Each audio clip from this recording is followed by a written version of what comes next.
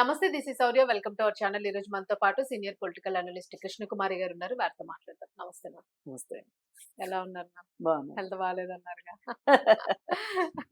ఏంటి మ్యామ్, అసలు ఏం జరుగుతుంది జనసేనలోని అలాగే కూటమిలోని? నిజంగానే అంటే ఒక చిచ్చు రగిలించడానికి జనసేన ఆ కూటమిని ముఖ్యంగాను దెబ్బ కొట్టడానికి ఏమైనా ప్రయత్నాలు జరుగుతున్నాయని అనుకోవచ్చా? వాస్తవానికి అయితే ఇన్సిడెంట్స్ జరిగింది ఇన్సిడెంట్, బట్ అది ప్రీ ప్లాన్డా లేకపోతే ఏంటి అసలు ఎవరికి అర్థం కాకుండా ఉంది? మీరే ఏం చెప్తారు? ఒకటేంటంటే అండి, ప్లాన్డ్ అయినా ప్రీ ప్లాన్డ్ అయినా దాన్ని ఏమంటారు, ఏవేవో అంటారు, కుట్ర అన్నా లేకపోతే స్టింగ్ ఆపరేషన్ అన్నా ఏమన్నా చేయనివ్వండి. ఈ మనిషి వాడు ఈ మనిషేగా. అవును. ఇతను కాకుండా ఇంకెవరికో అతనిలాగా ఫేస్ పెట్టి చేస్తే, మార్ఫింగ్ చేస్తే తప్పు.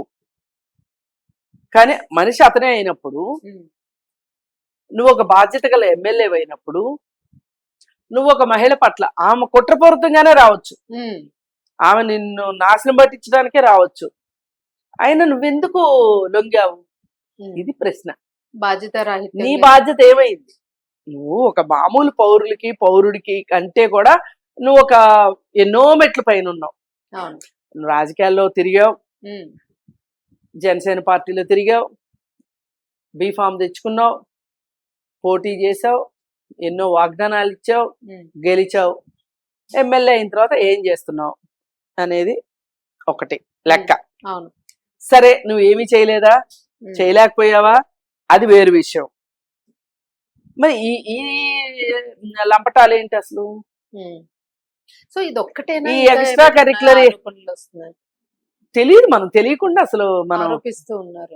అసలు మనము ఎట్టి పరిస్థితుల్లోనూ ఇది బయటకు వచ్చింది కాబట్టి మాట్లాడతాం. అస్సలు గాలి కబుర్లు అసలు చెప్పకూడదు. అట్నేమంటారు, పుకారుల్ని వ్యాపింప చేయకూడదు. మీడియా ఉన్నది అభూత కల్పనలు చేయటానికో లేకపోతే పుకార్లు పుట్టించటానికో వేరే కాదు. మీడియా ఉన్నది ఏంటి అంటే, ప్రజలకి ఏం జరుగుతుంది, ప్రజలకి రాజకీయ పార్టీలు ఏం చేస్తున్నాయి ప్రజల కోసం, ప్రజలకు ఇచ్చిన వాగ్దానాలు నెరవేరుస్తున్నాయా లేదా, అసలు ఈ ప్రజాప్రతినిధులు బాధ్యతగా ఉంటున్నారా లేదా, ఇలాంటివి మాట్లాడుకోవడానికి మీడియా ఉంది. కాకపోతే ఇక్కడ అతని బాధ్యత మరిచాడు కాబట్టి శ్రీధర్ గురించి ఇప్పుడు మాట్లాడుకోవాల్సి వస్తుంది. అదే ఒక మామూలు మనిషి ఇలా చేశారనుకోండి, అదొక చర్చ అవసరం ఆ మీడియాలో. మీడియా టైం వేస్ట్ చేయటం కరెక్టా? రాజకీయ నాయకులకి ఈ మధ్య కాలంలో, అందరూ కాదు, కొందరు రాజకీయ నాయకులకి అసలు మనం రాజకీయాల్లోకి ఎందుకు వచ్చాము, మనకు ఒక బాధ్యత గల పదవి ఎందుకు వచ్చింది, అసలు మన మీద ఉన్న బాధ్యతలు ఏంటి, మన కర్తవ్యాలు ఏంటి అనేది మానేసి మన హక్కులేంటి, మన సౌకర్యాలేంటి, ఇదే ఎజెండాగా ఉన్నారు కొంతమంది. పార్లమెంట్ లో కూర్చుని, అసెంబ్లీలో కూర్చుని బ్లూ ఫిల్ములు చూసేవాళ్ళు కొంతమంది అయితే, స్పీకర్లతో సహితం పిచ్చివాగుడు వాగేవాళ్ళు కొంతమంది అయితే, ఇలా గతంలో వీడియోస్ కూడా వచ్చినాయి. పార్లమెంట్ లో కూర్చొని వచ్చినాయి, బాధ్యత లేకుండా మాట్లాడిన. ఆ మధ్య కర్ణాటకలో స్పీకర్ మాట్లాడింది రేప్ ఈజ్ ఇన్వెటబుల్ అనే విషయంలో ఎంత ధైర్యం ఉండాలి అలా మాట్లాడడానికి. అలా మాట్లాడితే వాళ్ళందరూ నవ్వుతున్నారు. ఏంటది? ఇది అదేమన్నా సర్కసా లేకపోతే అసెంబ్లీనా?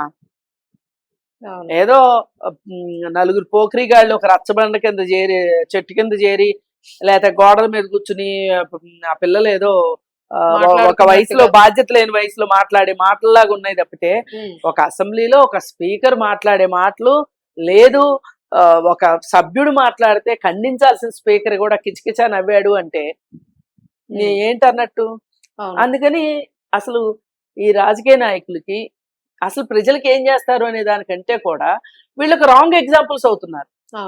ఇంతకుముందు గోరంట్ల మాధవ్ బట్టలిప్పుకుని తిరిగాడు, ఇంకోడు ఇప్పుడు వీడు ఈ శ్రీధరు, ఆ వీడియోలన్నీ బయటకు వచ్చినాయి. కానీ మేడం, ఒక విచక్షణ ఉంటది కదా మేడం, ఇప్పుడు అట్లా చేస్తున్నారని అంటే క్లియర్ గా అంత వీడియోస్ రికార్డ్ చేసి బయటకు వదులుతారని, అంటే ఫోన్ లో రికార్డ్ పెట్టొచ్చేమో అన్న సందేహం రాలేదంటారా వాళ్ళకి? అంత ఆలోచించలేదు అంటాడు ఆయన, ఆలోచించాల్సిన అవసరం లేదు అనుకున్నాడు. అంటే అదేదో సినిమాలో ఒక డైలాగ్ ఉంది కదా, కామంతో కళ్ళు మూసుకుపోతే ఉచ్చు నీచం మర్చిపోతారని, అక్కకి చెల్లికి తేడా తెలీదు, తల్లికి చెల్లికి తేడా తెలీదు అంటారే, ఆ విధంగా తయారయ్యారు వీళ్ళు చిత్తకార్తి కుక్కల్లాగా. ఇప్పుడు ఒక అమ్మాయి వచ్చింది, ఆ అమ్మాయి నిన్నే సెడ్యూస్ చేసింది అనుకుందాం పోనీ, నువ్వెలా లొంగుతావు? అవును, కనీసం తెలుసుకోవాలి కదా అసలు దేనికి ఏంటి బ్యాక్గ్రౌండ్ కూడా కనుక్కుంటే అసలు ఆ అమ్మాయి అంత ధైర్యం ఎలా చేయగలిగింది? అవును, అంతకుముందు మీ మధ్యలో ఏదో సంథింగ్ లేకుండా డైరెక్ట్ గా వచ్చేసేసి నీ మీద పడిపోతుందా? ఇదేమన్నా అడవిలో అత్యాచారం లాంటిదా? కాదు కదా. ఆ చొరవ ఎలా వచ్చింది? అంత అవకాశం అమ్మాయికి ఎలా వచ్చింది? పోనీ ఆ అమ్మాయి ఎవరు ఆ అమ్మాయిని ఉపయోగించారు, కుట్ర చేయటానికి ఉపయోగించారని కూడా అనుకుందాం మనం. అయితే నువ్వెందుకు సహకరించావు? అది కదా ఇక్కడ ప్రశ్న. అవును, ఇప్పుడు అమ్మాయి ఏందండి, సామాన్యమైన పౌరురాలు, లేదా ఏదో ఉద్యోగస్తురాలు అంటున్నారు. ఆ అమ్మాయి ఎంతవరకు సమాజం ప్రశ్నిస్తుంది? ఒక మేరకు ప్రశ్నిస్తుంది, కానీ ఒక రాజకీయ నాయకుడిని ఆశాంతం ప్రశ్నిస్తుంది. ప్రజలకు ఆ హక్కు ఉంది. అందుకని నీకు బుర్రబుద్ధి ఉండాలి, ఒళ్ళు దగ్గర పెట్టుకోవాలి. నువ్వు అసలు ఉన్నది దేనికి? ఇప్పుడు ఒక ఎమ్మెల్యే అంటే నువ్వు చేయాల్సిన పనులు ఏంటి, నువ్వు చేసిన పని ఏంటి?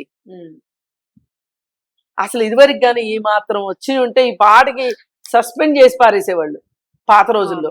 ఒక రైల్వే యాక్సిడెంట్ జరిగితే సెంట్రల్ మినిస్టర్ రాజీనామా చేశాడు. అలాంటి రోజుల నుంచి వాళ్ళు ఎట్లాంటి రోజులు తయారైనాయి చెప్పండి. ఇప్పుడు ఒక రైల్వే యాక్సిడెంట్ జరిగింది అంటే రైల్వే మినిస్టర్ కి డైరెక్ట్ రిలేషన్ ఉండకపోవచ్చు, అయితే ఇండైరెక్ట్ గా అధికారులు పొరపాటు వల్ల జరిగి ఉండొచ్చు.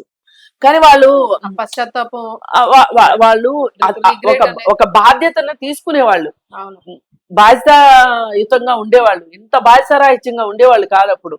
ఇప్పుడు వీళ్ళు అసలు వాళ్ళ మీదే అభియోగాలు వస్తే కూడా చెల్లించినట్టు పట్టనట్టు తయారైపోయారంటే ఇంతకంటే దారుణం ఇంకొకటి లేదు. సో ఎందుకు మేడం వాళ్ళకంటే ఏంటి ధైర్యం అంటే తరచు చూస్తూనే ఉన్నారు గతంలో. ఇప్పుడు గత ప్రభుత్వం ఉన్నప్పుడు కూడా ఇట్లాంటివి జరిగితే యాక్షన్ తీసుకోలేదు అంటే ఇది కూడా తీసుకోదు, యాక్షన్ తీసుకోరు అని ఒక ధైర్యమా, లేకపోతే దాన్ని మనం ఏ రకంగా అసలు తీసుకోవచ్చు? అసలు కనీసం ఆ పార్టీకి చిత్తశుద్ధి ఉంటే ముందు అతన్ని ఇమీడియట్ గా సస్పెండ్ చేయాలి, చేసి నువ్వు నిరూపించుకున్న తర్వాత మళ్ళీ వెనక్కి తీసుకుంటాము అన్నారు.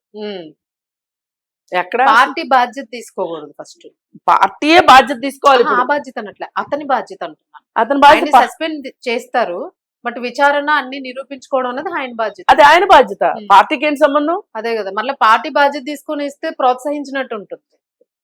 పార్టీకి ఏం సంబంధం లేదు. పార్టీ చేయాల్సింది ఏంటి అంటే ఇది పార్టీ వ్యతిరేక కార్యకలాపం, ఇది ప్రజా వ్యతిరేకమైంది, నైతిక పరమైంది, ఇతను ఇన్ని విషయాల్లో అతను ఫెయిల్ అయ్యాడు కాబట్టి అతని చిత్తశుద్ధిని అతను నిరూపించుకునే వరకు అతనికి మా పార్టీకి సంబంధం లేదు అని అంటే,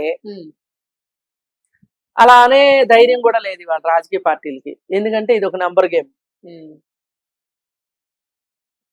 ఇప్పుడు సీట్లు తీసుకున్నారు, అసలు సరిగా పనిచేసేవాడా, ఇది పని చేయనోడా, ఇది బుద్ధి ఏంటి, ఇది జ్ఞానం ఏంటి అనేది చూసుకోకుండా సీట్లు తీసుకున్నారు. ఆ రోజు ఇచ్చేశారు, ఆ తుప్పు తాలు అంతా వచ్చింది. ఇంత బాధ్యతారాహిత్యుడికి ఎమ్మెల్యే టికెట్ ఇచ్చారు, ఇంతకంటే దారుణం ఇంకోటి లేదు. మళ్ళీ పైగా 100% స్ట్రైక్ రేటు. ఏదేమైనా ఒకటండి. ఇప్పుడు అంటే ఏంటి మేడం, ఏం చేస్తే ఇప్పుడు దాన్ని కరెక్ట్ చేయొచ్చు అంటారు? ఇమీడియట్ గా అతని పార్టీ నుంచి తీయడమైనా, మరి ఇంకొకరు అట్లా చేయకుండా ఉండాలి అని అంటే ఇప్పుడు ఈ రోజే మళ్ళీ ఇంకో 2 రోజులు ఇంకోటి ఏదైనా వినొచ్చు. ప్రజలు ఆ టైప్ అయిపోయింది ప్రజలకి అభిప్రాయం. ఇప్పుడు ఏమైపోయిందంటే రాజకీయ నాయకులు కూడా ఏమనుకుంటున్నారు అంటే గెలిచిన వాళ్ళు మమ్మల్ని కాదనుకోలేరు, వీళ్ళు కాదనలేరు, మా అవసరం ఉంది, మా నెంబర్ గేమ్ అవసరం ఉంది, ఇప్పుడు పోటీ ఎలక్షన్స్ పెడితే గెలుస్తామో లేదో అనే ఒక భయం ఉంది వాళ్ళకి. అందుకని మనం ఏం చేసినా చెల్లుబాటు అయిపోద్ది అనుకుంటున్నారు. ఒక భయము భక్తి లోపించింది ఇక్కడ. అసలు ఒక పార్టీ అంటే నేను ఇలాంటి పని చేస్తే నేను దొరికిపోతే అనే ఒక ఆలోచన లేకుండా చేశాడు అంటే ఏమనుకోవాలి? సో అమ్మాయిని అట్లా క్యాలిక్యులేట్ చేయొచ్చు మేడం మనం. యాక్చువల్ గా అమ్మాయికి మ్యారేజ్ అయింది, బిడ్డ ఉన్నారు, భర్త కూడా ఉన్నారు. భర్త ఏమో నన్ను ఎవరు బెదిరించలేదు అని అంటూ ఉన్నారు. ఇప్పుడు ఈవిడ ఎవరైతే ఉన్నారో ఆవిడ నాకు పెళ్ళే 5 ఏళ్ళు అయిందని చెప్తుంది. 3 ఏళ్ల నుంచి మేమిద్దరం కలిసిలేమని చెప్తుంది. కలిసిలేమని చెప్తున్నప్పుడు ఈవిడ అతని దగ్గరికి పెళ్లి కోసం వెళ్ళిందా, ప్రేమ కోసం వెళ్ళిందా, లేకపోతే అతన్ని ఏదన్నా ఇందులో ఇరికిద్దామని వెళ్ళిందా, ఏ ఉద్దేశంతో వెళ్ళినా తప్పే. ఎందుకంటే నువ్వు విడాకులు తీసుకోలే ఇంతవరకు. ఇప్పుడు ఈ విడాకులు తీసుకుంది అనుకోండి, అతనికి పెళ్లి కాలేదనుకోండి, అతను పెళ్ళైనా కానీ అతను విడాకులు తీసుకుని ఉన్నాడు అనుకోండి, తప్పేం లేదు అది. ఎందుకంటే ఏ బంధంలో లేని ఇద్దరు మేజర్ల మధ్యలో చట్టపరంగా కూడా ఏ విధమైన అసలు రాజకీయాల్లో ఉండి ఇలా చెయ్యొచ్చునా లేదా అనే తర్వాత చర్చ. ముందు ప్రాథమికంగా వీరిద్దరికీ అడ్డంకులు లేవు, అందుకని పెద్దగా మనం మాట్లాడుకోవటానికి వీల్లేదు. కానీ ఇప్పుడు ఈవిడ విడాకులు తీసుకొని మహిళ, భర్త ఉన్నాడు, కొడుకున్నప్పటికీ కూడా ఈమె విడాకులు తీసుకుంటే గనక ఈమె పెళ్లికి ఎలిజిబుల్. ఇప్పుడు ఇతని దగ్గరికి వస్తే ఇతను పెళ్లి కాలేదు అంటున్నారు, అది ఓకే. పెళ్లి అయినప్పటికీ కూడా విడాకులు తీసుకుంటే ఓకే. కానీ దరిద్రం ఎట్లా ఉందంటే, ఇప్పుడు మనం ఇంతకు ముందు దివ్యల మాదిరి దువ్వాడ సీను చూసాం. అసలు వాళ్ళు ఇప్పుడు దువ్వాడ సీనుకి విడాకులు కాల, ఇదైతే వాస్తవం. దివ్యల మాదిరికి అయినయో లేదో తెలియదు.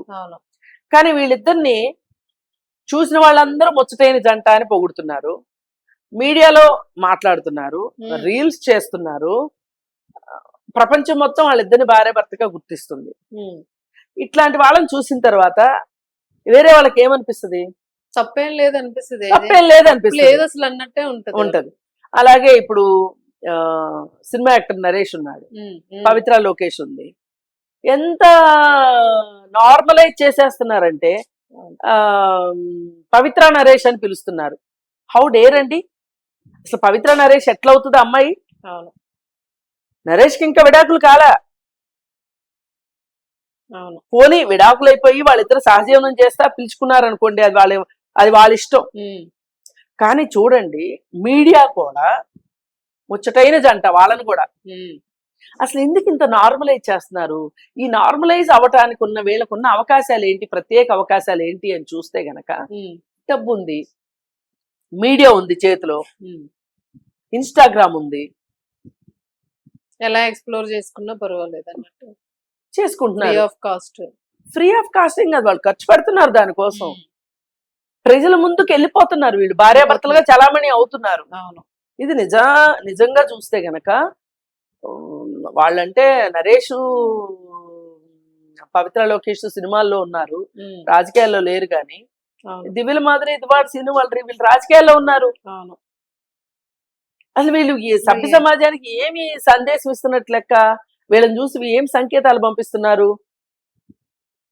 అదే అర్థం కాదు. మరి అలాంటప్పుడు ఇప్పుడు ఈ అమ్మాయి భర్త ఉన్నాడు, విడాకులు కాలేదు, సరే వాళ్ళిద్దరికి సంబంధాలు సరిగా లేనంత మాత్రాన అదేంటో సంబంధాలు సరిగా అవుతాయో అవ్వవో ఏదో ఒకటి అక్కడ తేల్చుకోవాలి. అవును, ఇక్కడ కూడా 25 years ఆమె డిమాండ్ చేస్తున్నట్టు వాయిస్ కూడా, వీడియో కూడా వచ్చింది, ఆడియో. ఇప్పుడు అది ఎంతవరకు వాస్తవమో తెలియదు. 25 కోట్లు ఆమె డిమాండ్ చేస్తే కూడా, ఆ డిమాండ్ చేస్తే ఆ వీడియో గనక కరెక్ట్ గా ఆమె డిమాండ్ చేసినట్టు వస్తే గనక ముందు ఆమె మీద కేసు అవుతుంది. అకార్డింగ్ టు బ్లాక్ మెయిలింగ్ కింద కేసు అవుతుంది. అవును, కానీ ఇంత ఎందుకు అసలు ఇదంతా ఇంత ఒళ్ళు పొగరు? అసలు ఒక పక్క పార్టీకి చెడు పేరు కంప్లీట్ గాను, ఇప్పుడు పూర్తిగా బదనాం అవుతున్నట్టే కదా ఇట్లాంటివన్నీ జరుగుతుంటే, ఎంత వెనకేసుకొచ్చినా కూడా. సో ఇంకా ఇప్పటి వరకు ఉంచడం ఇంకొక మిస్టేక్, ఇమీడియట్ గా తీయాలి. ఇమీడియట్ గా అసలు జనసేన పార్టీ ఆలోచించాలి ఈ విషయంలో, సీరియస్ గానే ఆలోచించి. ఎందుకంటే ఇది ప్రజల్లో చులకన అయిపోతుంది, పార్టీ చులకన అయిపోతుంది. ఒక రాజకీయ పార్టీ చులకన అయింది అనుకోండి, ప్రజలకు నమ్మకం లేకపోతే ఇంకెందుకండి? ఇప్పుడు 5 ఏళ్ల పాటు ఈ మనిషి ఉంటాడు మాకు అని చెప్పి ఓ నమ్మకంతో ఓటేస్తారు. 100 ఏళ్ళు నాతో కలిసి ఉంటాడని తాళి కట్టించుకుంటారు. కట్టేవాడు అలాగే కడతాడు, కట్టించుకునే వాళ్ళు అట్లాగే కడతారు.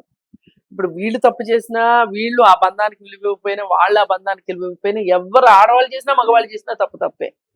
నేనేదో ఒక మహిళను కాబట్టి ఆమె చేసేది పాపం నిస్సహాయరాలు అనాల్సినంత కర్మ ఏమీ లేదు ఇక్కడ. ఆమె ఇంత తతంగం నడిపేటప్పుడు ఆమె చట్ట ప్రకారం ఏ శిక్ష ఇప్పుడు ఈ క్రిమినల్ ఇంటిమిడేషన్ ఇట్లాంటి వాటన్నిటికీ ఆడవాళ్ళకి మగవాళ్ళకి వేరువేరుగా ఉండదండి ఐపీసీ. అందరికి ఒకటే ఉంటది. ఓకే. హత్యా నేరాలకు గానీ ఇట్లాంటి సెక్షన్స్ ఏట్లకి అన్ని ఒకటే ఉంటాయి. అన్ని ఒకటే ఉంటాయి. కానీ మహిళలకి ఒక 2-3 చట్టాలు మాత్రమే ఉన్నాయి, ఎక్స్ట్రాగా ఉంటాయి. ఎక్స్ట్రాగా ఉన్నాయి. అవి ఏంటి అంటే వరకట్న నిషేధ చట్టం ఒకటి, అత్యాచారం. డొమెస్టిక్ వైలెన్స్ ఒకటి. డొమెస్టిక్ వైలెన్స్ కూడా ఆ అది కేవలం మహిళలకేనే కాదు. డొమెస్టిక్ వైలెన్స్ పురుషుల మీద అయితే కూడా వాళ్ళు కూడా వెళ్ళొచ్చు. ఓకే. అలాగే ఆ ఇంకపోతే పని ప్రదేశాల్లో లైంగిక వేధింపుల నిరోధక చట్టం ఒకటి. ఇట్లాంటి మహిళలకి ప్రత్యేకమైన చట్టాలు అవి. అవును. కానీ ఈ ప్రత్యేకమైన విషయాలు వదిలేసేస్తే మిగతా అన్ని ఆడవాళ్ళకి మగవాళ్ళకి సమానం. 18 years దాటి అంటే మగవాళ్ళకైనా ఆడవాళ్ళకైనా ఒకే చట్టం. ఇప్పుడు చాలా మందికి అవగాహన లేదు. అదే అవగాహన లేక మాట్లాడుతూ ఉంటారు. ఐపీసీ ఇద్దరికి ఒకటే. ఇప్పుడు హత్య మగవాడు చేశాడు, ఆడ మనిషి చేసింది, ఇద్దరికి ఒకటే శిక్ష. ఓకే.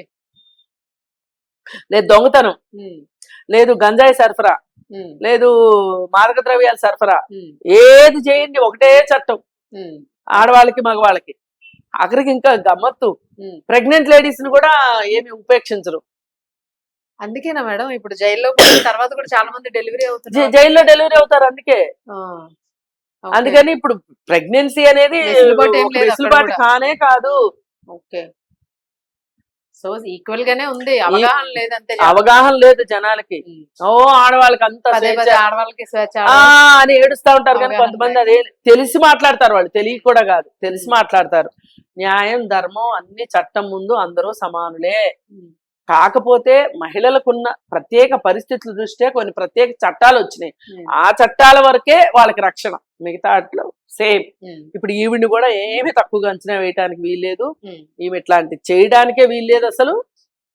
ఏదైనా ఇద్దరిది కలిపి నిర్ధారణ ఏది జరుగుతుందో చూసుకొని అంటే ఇక్కడ ఒక నైతిక పరమైన విషయం ఏంటంటే, ఒక ఎమ్మెల్యేకి ఉండాల్సిన నైతిక విలువలు బాధ్యతలు విషయం అదైతే డిఫరెంట్, రాంగ్, అది డిఫరెంట్. ఇప్పుడు ఈమె విషయం అంటారా, ప్రతి మనిషికి ఉండాలి, నైతిక విలువలు ఉండాలి, బాధ్యతలు ఉండాలి, నేను కాదు అనట్లా. కానీ వీళ్ళ గురించి ఎక్కువ మాట్లాడుకోరు. ఒక ఎమ్మెల్యే గురించి మాట్లాడుకుంటారు. ఎందుకు మాట్లాడుకుంటారు మరి? ఎమ్మెల్యేకి ఎక్స్ట్రా క్వాలిఫికేషన్ అధికారాలు ఉన్నాయి కదా, పవర్ ఎంజాయ్ చేస్తున్నాడు కదా. ఒట్టిగా ఎంజాయ్ చేస్తానంటే ఎట్లా కుదురుతుంది? అది తేడా. అందుకని ఏది ఏమైనా రాజకీయాల్లోకి రాదలుచుకున్నప్పుడు మటుకు కొన్నిటిని మీరు పక్కన పెట్టవలసిందే. అది పెట్టనప్పుడు సమాజానికి భద్రత లేనట్టే, సమాజం దృష్టిలో మీ మీద గౌరవం ఉండదు. వాళ్ళకి కూడా భయం. ఇంకా ఏం నమ్ముతారు మేడం నాయకుల్ని?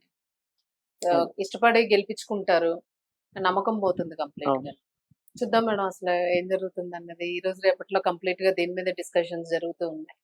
Thank you.